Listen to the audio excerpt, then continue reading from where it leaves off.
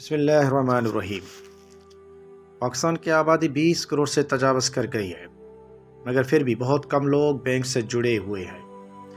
کل آبادی کا 22% حصہ ہی بینکوں میں اکاؤنٹ رکھتا ہے، جبکہ باقی ملکوں کی نسبت یہ تعداد بہت ہی کم ہے، سراسری سے بھی کم ہے۔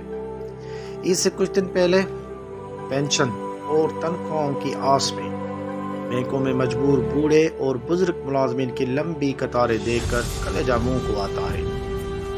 جنہوں نے اپنی جوانی ملک کے نام کر دی، ایسے کمزور مخلوق کو موسم گرما کی چلچلاتی دوپہر میں بینک کی قطاروں میں رسوا کرنا ناقابل برداشت عمل ہے۔ ایجنٹ مافیا کا بہت اہم رول ہے، جو بینکوں کے ملازمین کے ساتھ ملی بھگت کر کے اے ٹی ایم مشینوں کے سسٹم کو بند کروا کے بینک صارفین کو دونوں ہاتھ سے لوٹ لیتی ہے۔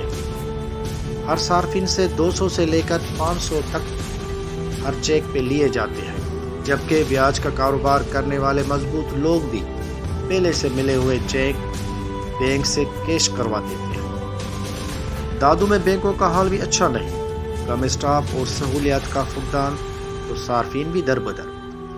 آپ پاکستان کے کسی بھی شہر کی گنجا آبادی کے برانچ میں جائیں تو آپ کو انتہائی اذیت کا سامنا کرنا پڑتا ہے، اور وہ کام جو صرف چند منٹوں میں مکمل ہونا چاہیے، اس کی تکمیل کے لیے آپ کو کافی دیر انتظار کرنا پڑتا ہے۔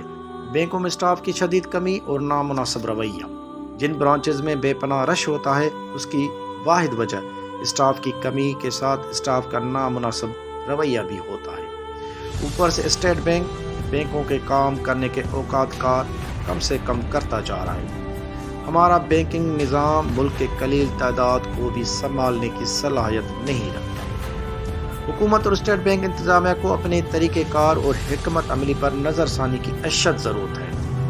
بہتر حکمت عملی، نگرانی، جواب دہی کے لیے جدید اور مؤثر طریقوں پر عمل کرنا ہوگا۔ بینک انتظامیہ کو جلد از جلد صارفین کو بہتر سہولیات اور عزت اور وقار دینا ہوگا۔